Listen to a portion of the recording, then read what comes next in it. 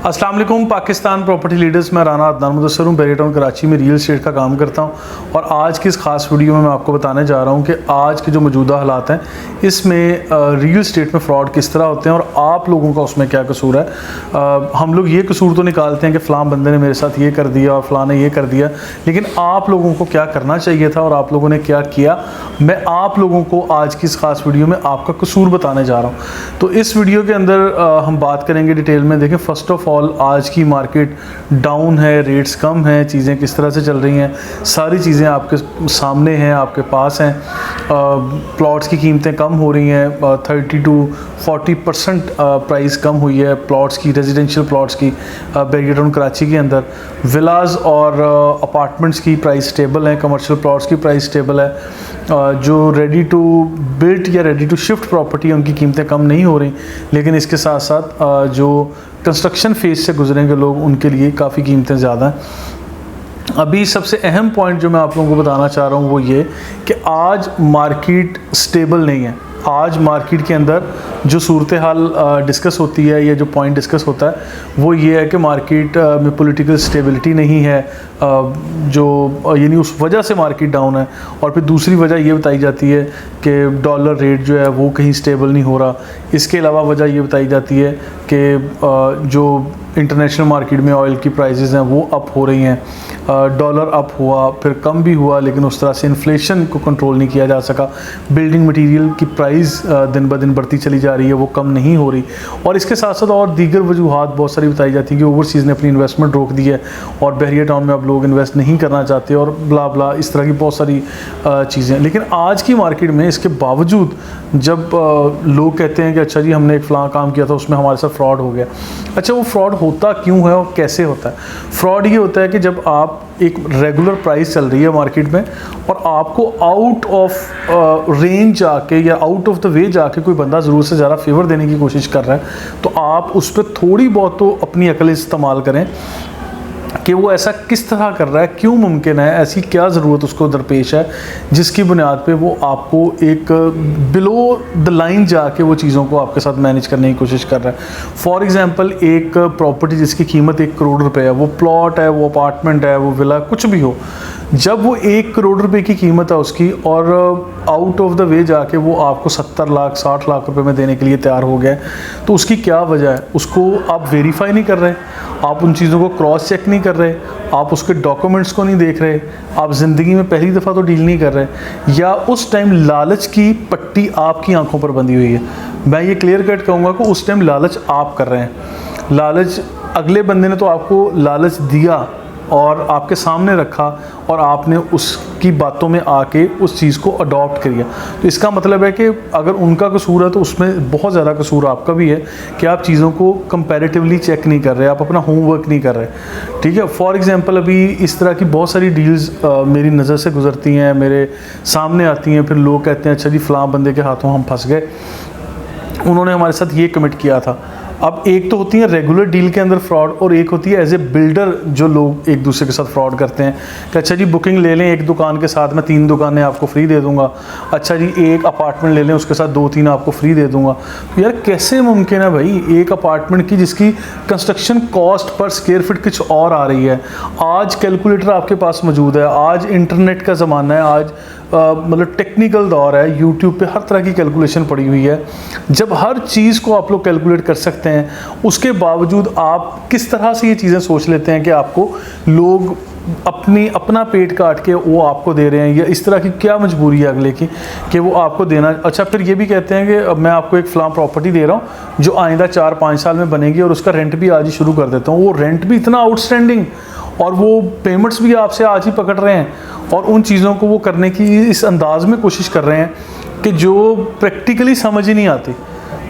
एक तो होती है कि रीज़नेबल वे में आपको चीज़ें समझाई जाएं, लॉजिकल आप उन चीज़ों को विन करें, लॉजिकली चीज़ों को देखें। एक वो चीज़ जिसका कोई तुक ही नहीं है, जिसका कोई लॉजिक ही नहीं है, आप उन चीज़ों को आप कह रहे हैं अच्छा जी मैंने तो बड़ी ज़बरदस्त डील कर ली, मैंने तो बड़ा जनाब ये विन विन सिचुएशन में चला गया, मैंने तो वो डील कर ली जो पूरी मार्केट में कोई नहीं दे सका। तो भाई जो आपने किया जो पूरी मार्केट में कोई नहीं दे सका, तो वो फिर आप इस टाइम से डरें कि वो आपको फिर कभी मिलने ही नहीं वाली। वो मार्केट की चीज़ ही नहीं है ना। वो मार्केट में कभी आपको मिलेगी भी नहीं। ठीक है, ऐसी कमिटमेंट जिन लोगों को पैसे चाहिए, आज जो लोग पॉलिटिकल स्टेबिलिटी, मार्केट डाउन है, अफरा तफरी के आलम में जो लोग डूब रहे हैं या भागने की तैयारियां कर रहे होंगे, खुदा ना खास्ता मैं यहाँ पे बड़ी स्टेटमेंट डायरेक्ट किस्म की दे रहा हूँ, तो वो लोगों को आप कुछ भी कहेंगे वो आपकी बातों में आ जाएंगे, आपको अपनी बातों में ले लेंगे और कुछ भी जो आप उनसे रिटर्न लेना चाहेंगे फटाफट लिख के भी दे देंगे। किस किस्म की गारंटी ले रहे हैं आप, किस किस्म की कमिटमेंट आप कर रहे हैं, किस किस्म की कमिटमेंट आप उनसे ले रहे हैं? लेटर हेड पे लिखा, एक कॉन्ट्रैक्ट साइन किया और बस ये चीज़ें कर ली। भाई जिन लोगों ने प्रोजेक्ट पहले डिलीवर किए हैं होमवर्क तो करें, जिन लोगों ने पहले प्रोजेक्ट किए हैं उनकी प्रॉपर्टीज़ के अंदर आके इन्वेस्ट करें, उनके प्रोजेक्ट्स में इन्वेस्ट करें। एक ऐसा बिल्डर जो अभी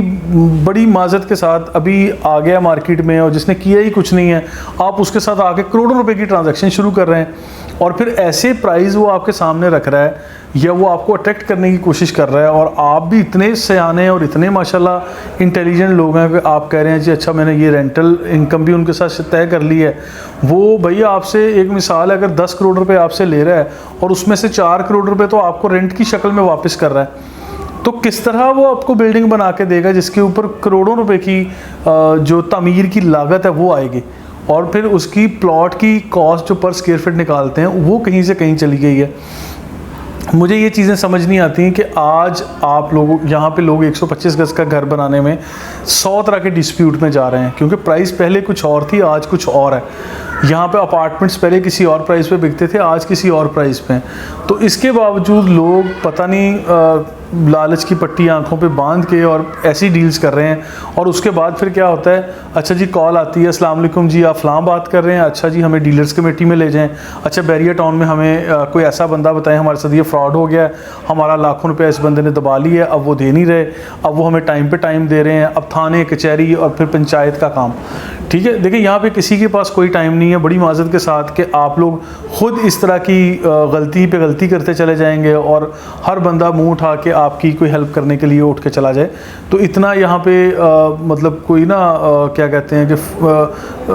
फ्री ऑफ कॉस्ट खिदमत करने के लिए कोई भी नहीं बैठा हुआ। हाँ ठीक है, आप लोगों की बातों को सुना जाता है, बैरिया टाउन के हेड ऑफिस में इस तरह लोग बैठे हुए हैं, मार्केटिंग के हैं, मैनेजमेंट के हैं, चेक एंड बैलेंस है, सारी चीज़ें हैं, लेकिन उसमें आप भी तो देखें जब आप पहले चीज़ें ये कमिट कर रहे हैं, आप बैरिया टाउन से परमिशन लेके थोड़ी कर रहे हैं,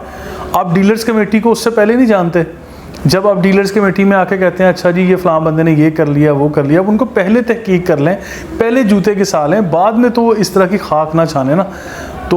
बड़ी माजरत के साथ इस तरह के बड़े केसेस आजकल मेरे पास आ रहे थे, फ़लाँ हो गया, फ़लाँ काम है, हमें यहाँ पे हेल्प आउट किया जाए, ये किया जाए। और ये वही लोग होते हैं जिन लोगों को जब ये होमवर्क कर रहे होते हैं या बातचीत चल रही होती है, एक चीज़ सामने रखी जाती है, कहते हैं नहीं जी ये तो प्राइस ही बहुत ज़्यादा थी, तो वो सस्ता रोए बार बार, महंगा रोए एक बार, फिर वो वाली कहानी आ जाती है कि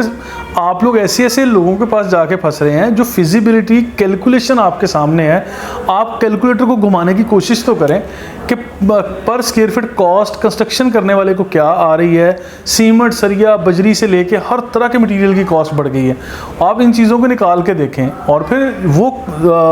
ज़मीन का टुकड़ा, वो प्लॉट जिसकी कॉस्ट वो बनती नहीं है और उसके अंदर वो प्रॉपर्टी ज़रूरत से ज़्यादा कोई भी शख्स आपके साथ कैसे कमिट करेगा। आप प्रॉपर डॉक्यूमेंटेशन के साथ चलें, मैं आपको जो तरगीब दे रहा हूँ समझाने की कोशिश कर रहा हूँ, आप बीच में लोगों को एज ए गारंटी वारंटी डालें, ठीक है, फिर डॉक्यूमेंट्स को बैरिया टाउन के हेड ऑफिस से वेरीफाई करें, इन लोगों का जिन लोगों के साथ आप डील्स कर रहे हैं उन लोगों का थोड़ा सा बैकग्राउंड चेक कर लें, उनकी क्या मार्केट में रिप्यूट है, ये चीज़ें चेक कर लें। फिर आप लोग मतलब इनके प्रीवियस प्रोजेक्ट्स जो थे वो चेक कर लें, वो टाइमली डिलीवर हुए हैं या नहीं हुए। ऐसे प्रोजेक्ट जो लोग टाइमली डिलीवर कर रहे हैं और वो एज ए ब्रांड वो अपनी प्रोडक्ट को महंगा बेच रहे हैं, आपके सामने जब वो चीज़ रखी जाती है आप लोग कंपैरिजन कर रहे होते हैं एक आउट ऑफ मार्केट एक ऐसी प्रोडक्ट के साथ, अच्छा जी एक के साथ एक फ्री मिल रहा है, एक के साथ 2 दुकानें फ्री मिल गई हैं, अच्छा जी हमें तो ये हो गया है, हम तो रातों रात डबल शाह बन गए हैं। तो फिर बने डबल शाह, फिर वापस पलट के माजिद के साथ इस तरह से ना आए, बहुत तकलीफ़ होती है। बड़ी चीज़ें ये सुनने को मिल रही हैं और आजकल जो चीज़ें सामने आती हैं वो ऐसी ऐसी गलतियां सामने आती हैं कि अच्छा जी ये हमने कर लिया था, ये तो हमारे फ़लाँ बंदे ने किया था, फ़लाँ रिश्तेदार ने किया था, तो हम भी कर रहे हैं। तो इस तरह की चीज़ें सुन के अच्छा ना रिटर्न डॉक्यूमेंट ले कोई, ना कोई ट्रांजैक्शन का प्रूफ है आपके पास, ना डॉक्यूमेंट्स को वेरीफाई किया हुआ है, अगले का लेटर हेड और सो कॉल्ड एक फाइल लेके आप लोग घूम रहे हैं मार्केट में। अच्छा जी मेरे पास ये प्रूफ्स हैं, वो कहीं चैलेंज भी नहीं हो सकते और कुछ भी नहीं है, हमें जी फलां बंदे से ये लाखों रुपए का मेरा खुर्द-बुर्द किया हुआ, इससे निकलवा दें। तो किस तरह निकलवा दें भाई? आप लोग इसी मार्केट में इसी तरह सीजनल किस्म के लोग आते हैं, 4 दिन पैसे इकट्ठे किए और निकलने की कोशिश करते हैं। ऐसे लोगों से अवॉइड करें। आप थोड़ा सा मतलब थोड़ा सा मैं ये कहता हूँ कि वेरीफाई कर लिया करें, सब्र तहम्मुल से काम लें। और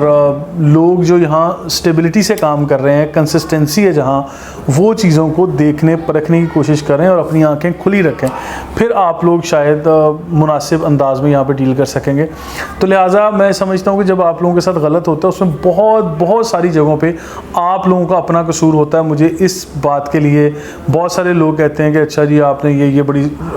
स्ट्रेट फॉरवर्ड और बड़ी तलख किस्म की स्टेटमेंट दे रहे हैं, लेकिन मैं ये कहूँगा क्योंकि आप लोग प्रॉपर होमवर्क नहीं करते। मैं हमेशा कहता हूँ होमवर्क करें। होमवर्क कैसे करना है उसके लिए मैं ढेरों वीडियोस दे चुका हूँ, आप लोगों को बताता हूँ, समझाता हूँ। उसके बावजूद भी चीज़ें खुदा ना खास्ता सस्ते के चक्कर में या ज़रूरत से ज़्यादा सस्ती चीज़ जो मार्केट में मिल रही है आप लोग उसके पीछे भागेंगे तो एक लम्हे के लिए रुक के ये सोच लें कि कुछ ना कुछ उसके अंदर गलत होगा या ऐसा होगा या वैसा होगा, इसलिए ये चीज़ें इस तरह से हैं। अदरवाइज़ चीज़ें बहुत मुनासिब अंदाज में मिलती हैं और मुनासिब अंदाज में ही अगर डीलिंग करें तो वो आपके हक़ में ज़्यादा बेहतर है। और अभी फर्दर इन्फॉर्मेटिव वीडियोज़ मैं इंशाल्लाह देता रहूँगा। उसके लिए हमें सोशल मीडिया पर फॉलो करिए, देखते रहिए Pakistan property leaders. Thank you so much.